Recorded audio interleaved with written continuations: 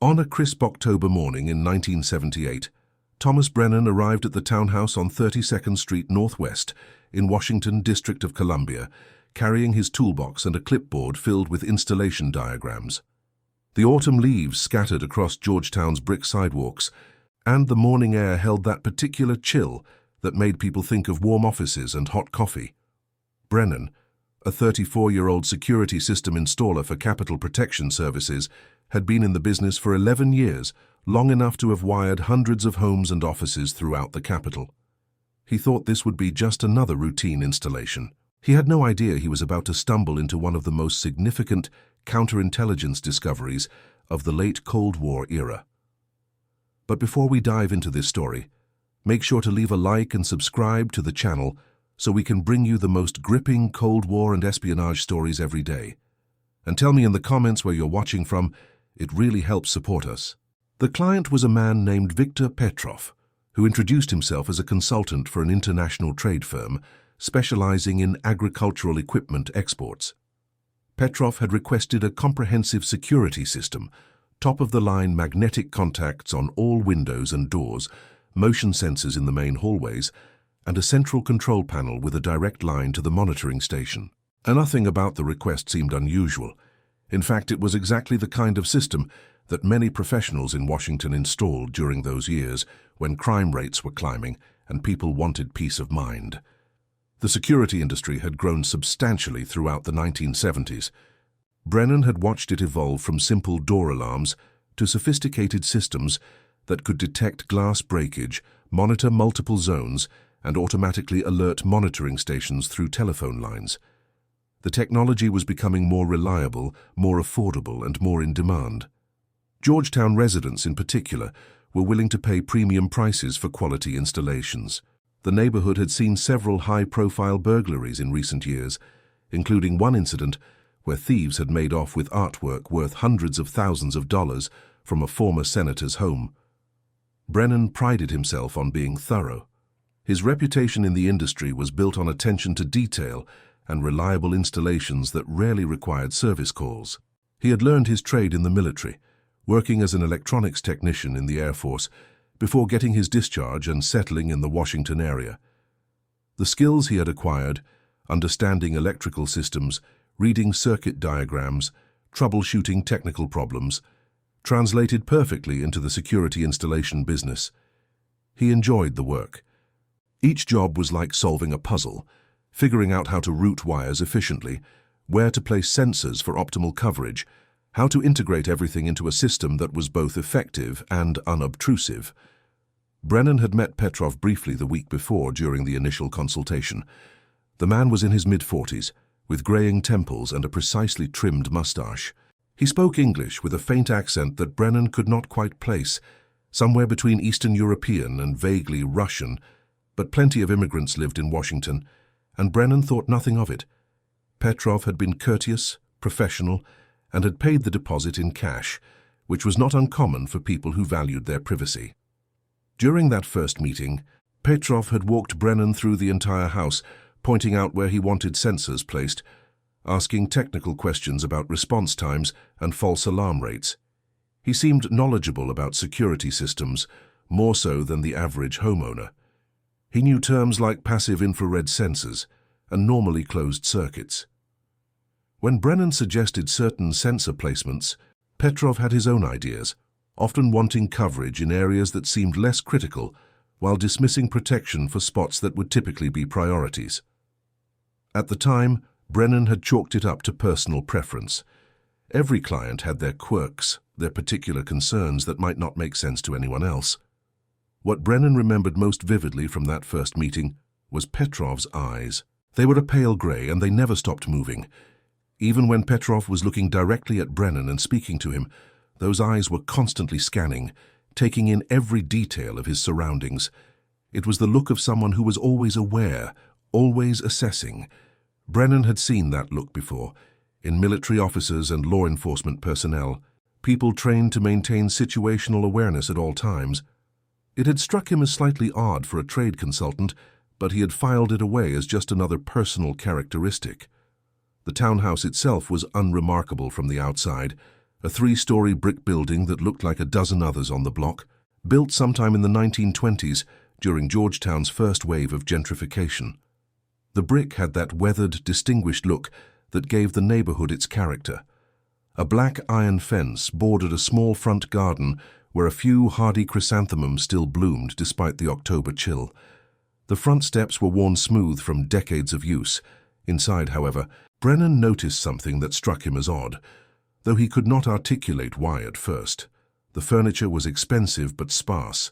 The living room contained a sofa, 2 chairs, and a coffee table, all high-quality pieces, but arranged with a precision that felt staged rather than comfortable. The sofa faced away from the window, positioned to have a view of the front door. The chairs were angled to provide clear sightlines to both the hallway and the street-facing window. It was the kind of arrangement that prioritized visibility and control rather than comfort or conversation. The walls held no family photographs, no personal touches, just a few generic landscapes that looked like they came from a hotel supply catalogue. 3 paintings in total, 2 depicting vaguely European countryside scenes, rolling hills and distant villages, and 1 showing a sailing ship on a calm sea. The paintings were professionally framed, but completely impersonal, the kind of art selected to fill space rather than reflect any particular taste or emotional connection. The bookshelves contained volumes in multiple languages, Russian, German, French, English, but they were arranged too perfectly, like a stage set rather than a lived-in home. The books themselves seemed chosen more for their appearance than their content. Brennan noticed several leather-bound classics, volumes that looked expensive but showed no signs of being read.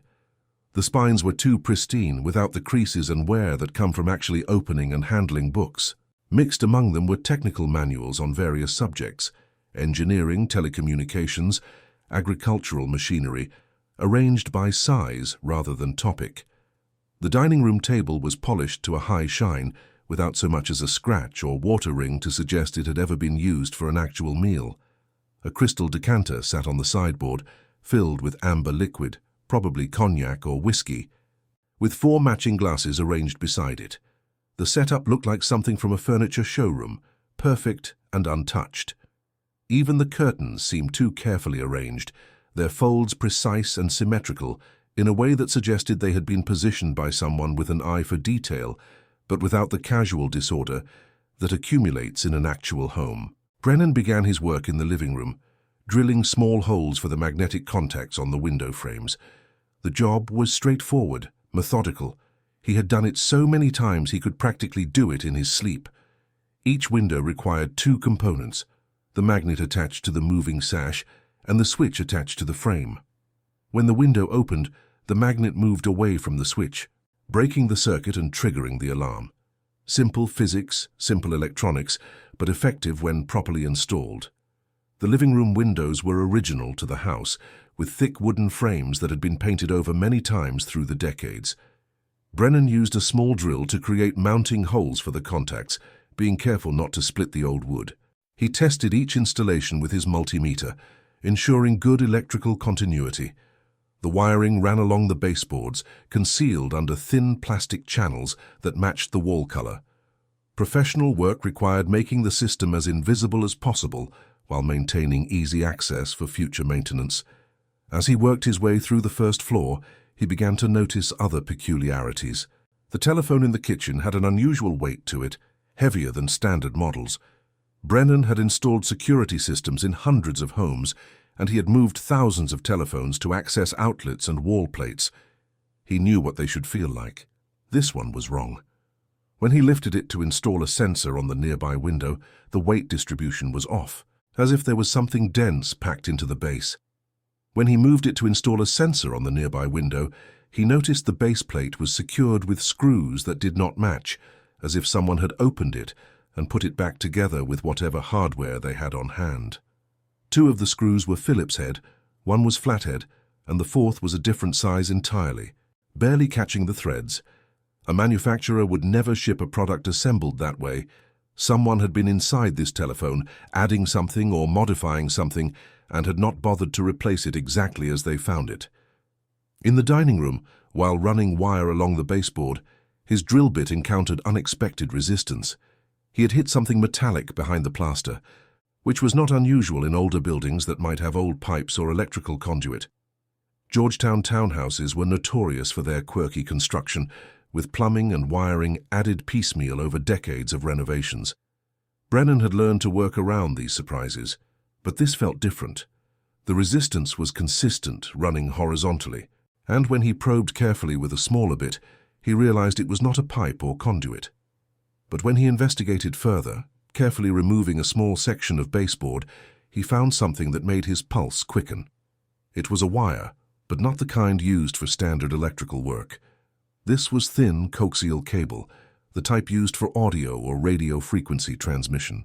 The cable was professional grade, the kind commonly used for video surveillance and radio communications. It ran horizontally along the wall, disappearing into the floor near the corner. Brennan sat back on his heels, his mind racing. He had seen coaxial cable before, of course. Television antennas used it. CB radio enthusiasts ran it for their setups. But this was different. The cable was routed in a way that made no sense for a TV hookup. Standard practice would be to run television cable from the antenna or cable service entrance to specific rooms where televisions were located. This cable was running along an interior wall between rooms with no television in sight. It was concealed, deliberately hidden behind the wall's surface, buried in a channel that had been cut into the plaster and then carefully patched over. Someone had gone to considerable effort to hide this cable. And there was something else. The cable was new. Brennan could tell from the insulation, which showed none of the yellowing or brittleness that came with age. The dust patterns on the baseboard he had removed showed that someone had recently disturbed this area, probably within the last few months. You could see it in the way the paint had been touched up, just slightly shinier than the surrounding area, and in the way the dust had not yet had time to settle evenly. This was recent work, done by someone who knew what they were doing, but who perhaps had not expected anyone to look this carefully. He decided to continue with his installation, but kept his eyes open, his senses now heightened to any other anomalies. Every wire, every junction box, every electrical outlet became something to examine more closely.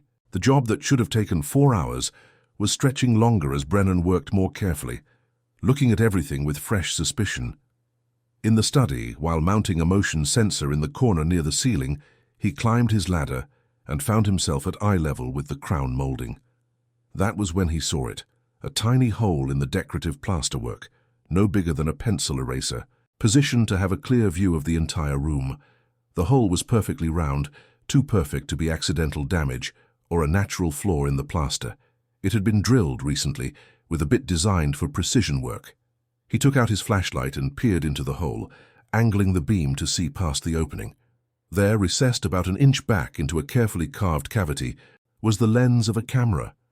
Even in the shadows, he could see the slight reflection off the glass, the telltale glint that gave away its presence. The lens was small, probably less than a 1/4 inch in diameter, the kind used in covert surveillance applications. Brennan had seen cameras like this in military catalogs when he was in the Air Force, equipment used for reconnaissance and intelligence gathering. His hands began to sweat, and he felt his heart rate accelerate. This was not just unusual wiring or heavy telephones. This was deliberate, sophisticated surveillance equipment installed in what was supposed to be a private residence. The camera was positioned to cover the entire study, with a clear view of the desk, the chair, the small conference table in the corner. Anyone sitting in this room would be under observation, their meetings recorded, their documents potentially photographable if they left them on the desk. Brennan's mind was cataloguing possibilities, trying to find an innocent explanation. Maybe Petrov was paranoid about his own security, monitoring his own home. But that did not make sense. The cameras were too well hidden, concealed even from the homeowner unless you knew exactly where to look. And why would someone install cameras in their own study without mentioning it to the security installer, who would need to integrate his alarm system with any existing security measures? He climbed down from the ladder slowly, forcing himself to move naturally, to not react in any way that might alert anyone watching, if anyone was watching. His training from the Air Force came back to him. In sensitive situations, assume you are being observed. Do not telegraph that you have discovered anything important. maintain operational security at all times. He forced himself to remain calm and continue working. If Petrov was watching him somehow, he could not afford to show that he had discovered anything. He installed the motion sensor, tested it, and moved on to the next room. But his mind was cataloguing everything he saw. In the master bedroom, he found another hidden camera lens, this one behind the heating vent. In the bathroom, he noticed that the medicine cabinet mirror seemed oddly thick, with a dark spot in the corner that could easily conceal another lens. The basement was the most revealing. Petrov had told him he did not need sensors down there, claiming it was just storage.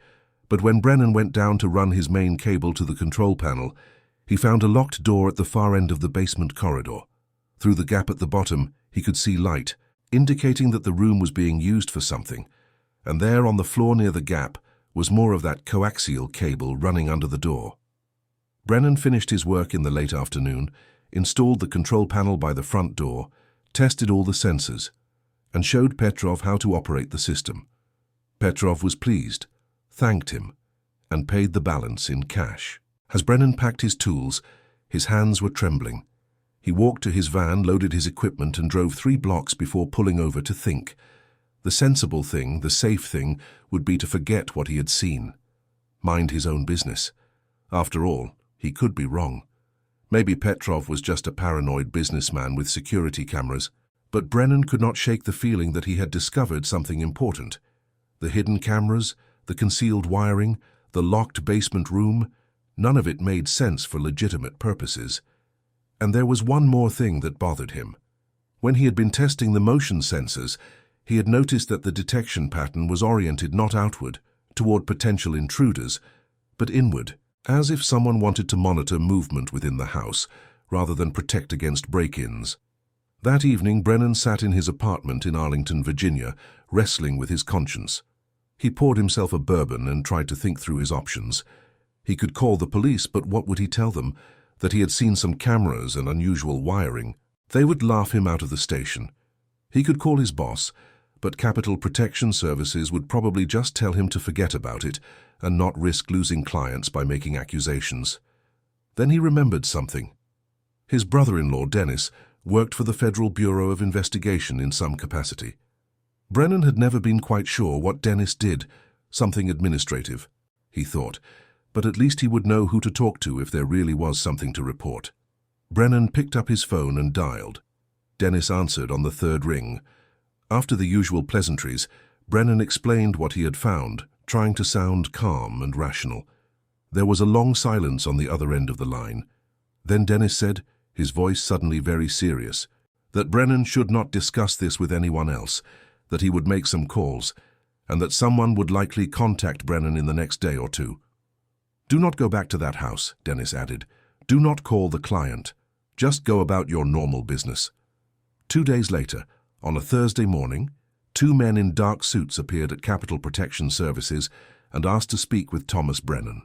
They identified themselves as Special Agents Harrison and Kowalski from the FBI. They took Brennan to a coffee shop 3 blocks away, sat in a corner booth, and asked him to describe everything he had seen at the Petrov residence. Brennan walked them through it all, the hidden cameras, the unusual wiring, the locked basement room, the inconsistencies in the telephone. The agents listened intently, taking notes. When Brennan finished, Harrison and Kowalski exchanged a glance. Harrison leaned forward and spoke quietly. They told Brennan that he had very likely stumbled into an active Soviet intelligence operation. Viktor Petrov, they explained, was not his real name.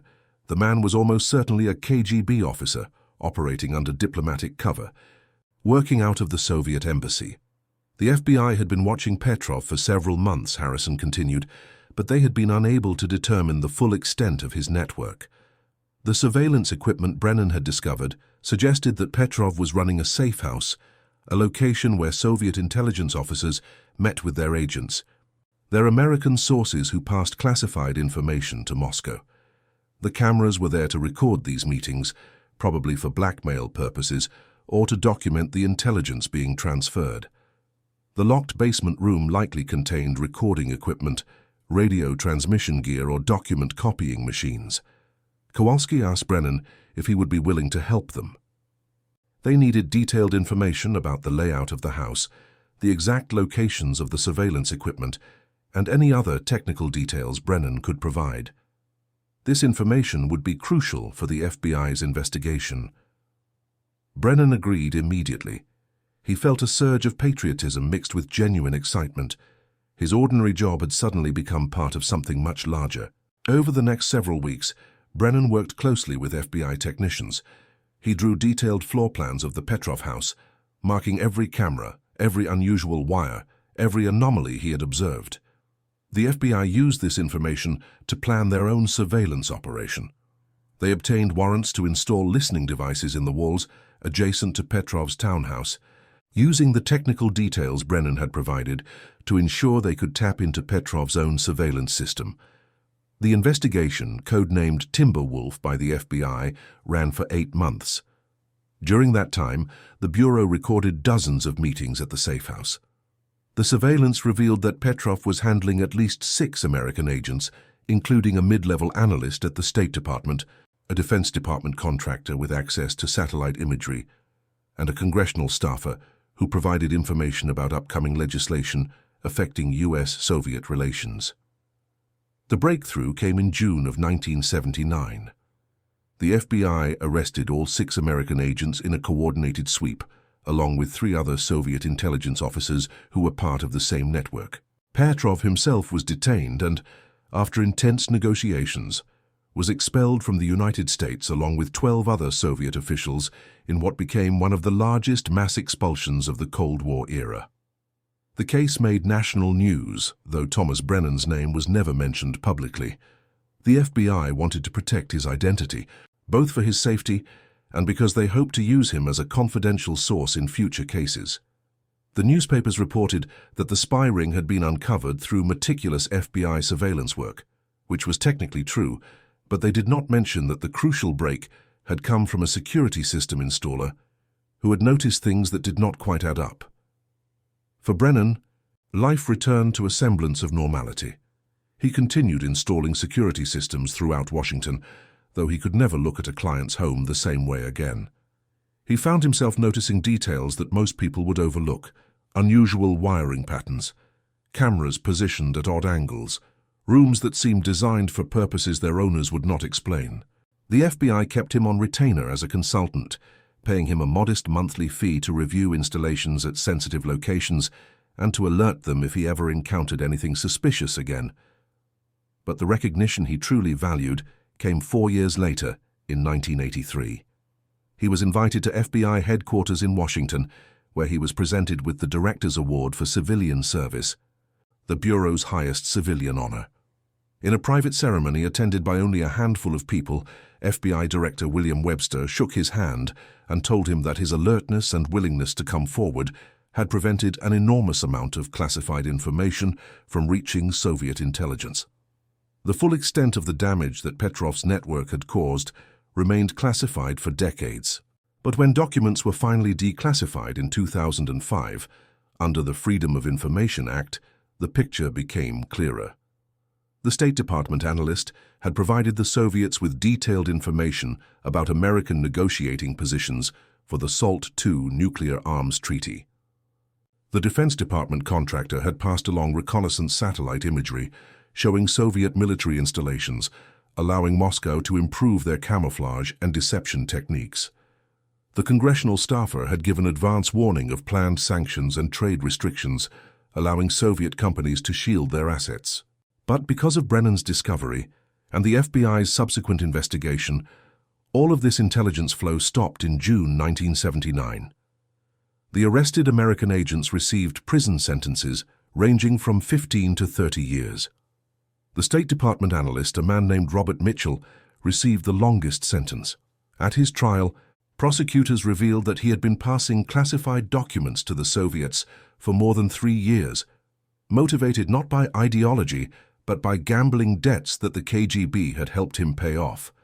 The case had ripple effects throughout the intelligence community. The FBI began training its agents to recognize the technical signatures of covert surveillance equipment, bringing in experts like Brennan to teach them what to look for. The State Department and other agencies tightened their security protocols, implementing more frequent background checks and financial audits of employees with access to classified information. And perhaps most significantly, the case prompted a comprehensive review of how Soviet intelligence operated on American soil, leading to improved counterintelligence techniques that would prove crucial throughout the remaining decade of the Cold War. For the Soviet Union, the loss of Petrov's network was a significant blow. KGB records that became available after the Cold War revealed that Moscow Center, the KGB headquarters, considered the network one of their most productive operations in Washington. The sudden arrest of all 6 American agents in a single day suggested to the KGB that they had a penetration problem, that somehow American intelligence had gained access to their operational plans. This led to a period of paranoia within Soviet intelligence circles, with officers being recalled to Moscow for questioning and several suspected double agents being arrested. The irony was that there was no penetration, no mole in the KGB providing information to the Americans. The entire network had unraveled because of a detail that a careful security installer had noticed, a wire that should not have been there, cameras hidden in places that made no sense for legitimate home security. Thomas Brennan continued working in the security business for another 20 years, eventually starting his own company, Brennan Security Solutions, which became one of the most respected firms in the Washington area. He trained his installers to be observant, to notice when something did not fit the pattern. Most of the time, he told them, an unusual wire was just an unusual wire. But occasionally, very occasionally, it could be something more. He never spoke publicly about the Petrov case until after his retirement in 2002, when he gave a single interview to a journalist writing a book about Cold War espionage in Washington. Even then, he was modest about his role. He described himself as just a working man who happened to be in the right place at the right time, and who had the good sense to report what he had seen. But those who knew the full story, the FBI agents who had worked the case, the prosecutors who had tried the arrested agents, they knew that Brennan's attention to detail and his willingness to come forward had prevented a serious breach of national security. The Petrov safe house itself stood empty for several years after the arrests. Eventually, it was sold to a young lawyer who had no idea of its history. The hidden cameras were removed, the unusual wiring was stripped out, and the basement room was converted into a home gym. The building became just another Georgetown townhouse, indistinguishable from its neighbors. But for those who knew its story, it remained a reminder of the invisible war that had been fought throughout the Cold War, not with armies and tanks, but with hidden cameras and covert meetings, with information passed in brief encounters and secrets sold for money or ideology. It was a war fought in the shadows of ordinary life, in townhouses that looked normal from the outside, but concealed carefully constructed deceptions within. The larger context of the Petrov case illustrates the pervasive nature of Soviet espionage operations during the late Cold War period. The 1970s were a particularly active time for Soviet intelligence activities in the United States. The KGB had hundreds of officers operating under various forms of cover, diplomatic, commercial, journalistic, and they were running thousands of agents and informants throughout American society. The FBI's counterintelligence resources were stretched thin, trying to monitor all these operations while also dealing with domestic terrorism threats and organized crime. The sophistication of the surveillance equipment found in Petrov's safe house reflected the KGB's evolution in its technical capabilities. Soviet intelligence had always been strong in human intelligence, recruiting and running agents, but by the late 1970s, they had also become proficient in technical surveillance. The hidden cameras, the concealed wiring, the sophisticated recording equipment, all of this represented a significant investment in supporting a single espionage network. What made Brennan's discovery particularly valuable was its timing. The FBI had been aware of Petrov for several months, but they had not been able to establish probable cause for a search warrant. They knew he was an intelligence officer, but they could not prove he was actively conducting espionage operations. Brennan's detailed observations of the surveillance equipment provided exactly the evidence the FBI needed to obtain warrants and move forward with the investigation. The case also highlighted the importance of alert civilians in counterintelligence work. For all the sophisticated technology and trained agents that both sides deployed, sometimes the crucial break came from an ordinary person who noticed something unusual and had the courage to report it. The FBI had long encouraged citizens to report suspicious activity, but they had not always taken such reports seriously. The success of the Petrov case led to improved procedures for handling tips from civilians and better training for FBI field agents in evaluating such information. In the years following the Petrov case, the FBI cultivated relationships with various professionals whose work gave them access to private spaces where espionage activities might occur. Security installers like Brennan were one category. Others included building contractors, electricians, plumbers, and telecommunications technicians. The Bureau developed liaison programs with professional associations in these fields, providing training on what to look for and how to report suspicious findings without compromising ongoing investigations. The impact of the case extended beyond immediate counterintelligence concerns. The information that had been flowing through Petrov's network was being used by Soviet military planners and policymakers to make strategic decisions. By cutting off this information flow in mid-1979, the FBI operation had a subtle but significant effect on the Cold War competition. Soviet military planners suddenly lost access to detailed information about American satellite reconnaissance capabilities, forcing them to be more cautious in how they deployed their forces. Soviet diplomats found themselves negotiating without advanced knowledge of American positions, putting them at a disadvantage in several key discussions about arms control and trade relations. The psychological impact on the American intelligence community was also significant. The successful resolution of the Petrov case provided a much-needed morale boost during a difficult period. The late 1970s had seen several major counterintelligence failures, including the revelation that a CIA officer had been selling secrets to the Soviets and the discovery that Soviet intelligence had successfully penetrated several Allied intelligence services. The Petrov case showed that American counterintelligence could still score victories. That careful work and attention to detail could unravel even sophisticated espionage networks. For Thomas Brennan, the experience fundamentally changed how he viewed his work. He had always taken pride in being thorough and professional, but now he understood that his careful attention to detail could have implications far beyond ensuring that an alarm system functioned properly. He began to see his work as part of a larger web of security that protected not just individual homes and businesses, but the nation as a whole. In his later years, after he retired and could speak more freely about his experience, Brennan often reflected on the randomness of how the case had begun.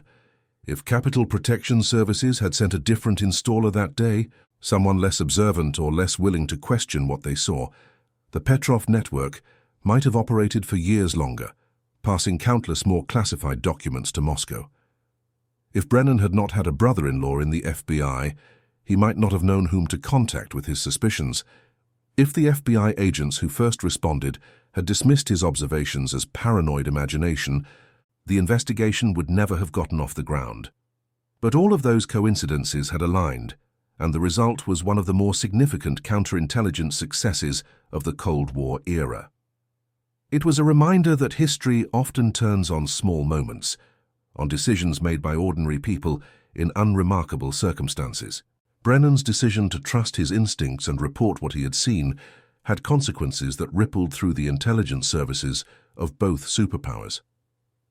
The story of Thomas Brennan and the Petrov safe house also serves as a case study in the unglamorous reality of counterintelligence work.